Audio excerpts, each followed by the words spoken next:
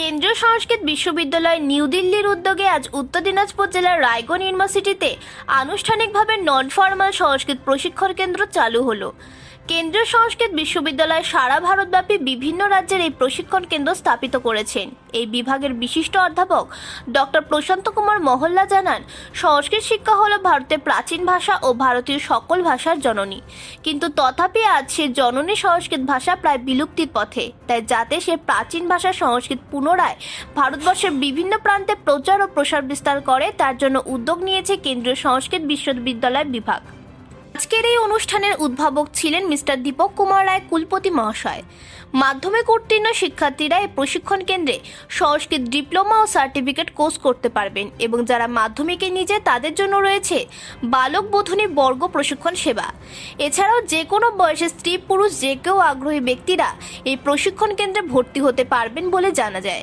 বর্তমানে ভারতীয় শিক্ষানীতি যে সংস্কৃত ভাষার উপর জোর দেওয়া হয়েছে তার অঙ্গস্বরূপ এই সংস্কৃত প্রশিক্ষণ কেন্দ্র।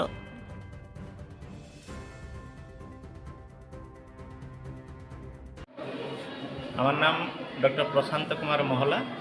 আমি dean faculty of arts, commerce and law. আজকে কি অনুষ্ঠান চলছে? আজকে আমাদের এই কেন্দ্রীয় সংস্কৃত বিশ্ববিদ্যালয় নিউ দিল্লি এর আনুকূল্যে এবং আমাদের সংস্কৃত বিভাগের সহায়তায় আমাদের রায়গঞ্জ বিশ্ববিদ্যালয়ের একটি অনৌপচারিক সংস্কৃত প্রশিক্ষণ কেন্দ্র চলছে, যার আজকে উদ্ঘাটনী সমারোহ এখানে অনুষ্ঠান হচ্ছে। এবং এই অনুষ্ঠানে আমাদের এই কার্যক্রমে আমরা সংস্কৃত শেখাই, যে সংস্কৃত যারা পড়াশোনা করছে তাদেরকেও শেখাই, এবং যারা সামাজিক লোকেরা যারা এখানে সংস্কৃত শিখতে চায় তাদেরকেও আমরা সংস্কৃত শেখাচ্ছি। যেমন এখানে আমাদের ইতিহাস বিভাগের প্রফেসর অনিরুদ্ধ দাস আছেন, উনি সংস্কৃত কিছুই জানেন না কিন্তু এখানে সংস্কৃত শিখছেন আগ্রহের সাথে। প্রফেসর রুমকি সরকার আছেন, ডক্টর দেবজয় ভট্টাচার্য আছেন, ওরাও সংস্কৃত শিখছে। তাছাড়া আমাদের এই পাশে যে দেবপুরী আছে, দেবপুরীর যে সমস্ত পুরোহিতরা আছে তারাও এখানে সংস্কৃত শিখছে। এবং আমাদের উদ্দেশ্য হচ্ছে সংস্কৃতের প্রচার প্রসার করা। এবং আপনারা জানেন যে এই যে নতুন শিক্ষা নীতি আমাদের ভারতবর্ষে এখনও প্রচলিত আছে, সেখানে বিশেষ করে আমাদের প্রাচীন শিক্ষার উপরে গুরুত্ব আরোপ করা হচ্ছে এবং যার একটা অংশস্বরূপ এই সংস্কৃতকে আমরা প্রচার প্রসার করাচ্ছি।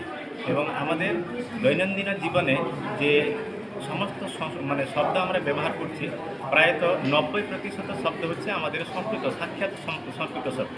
এবং তারপরে তৎসম তদ্ভব সমস্ত শব্দ আছে। এই সমস্ত শব্দ এর সাথে আমরা ছাত্রদেরকে পরিচিত করাচ্ছি, অর্থাৎ আমাদের এই সমস্ত ভাষার জননী আমাদের সংস্কৃতই ভাষা। কিন্তু যারা জানে না তারাই বলে যে সংস্কৃত হচ্ছে মৃত ভাষা, কিন্তু সংস্কৃত বস্তুত মৃত ভাষা ছিল না, এখনও নেই।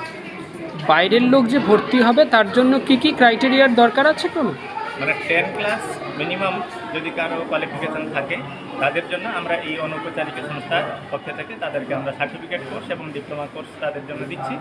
এবং নিচে যারা আছে 10 ক্লাসের নিচে তাদের জন্য আমরা বালক বধিনী বর্গ এইভাবেও প্রোগ্রাম আছে।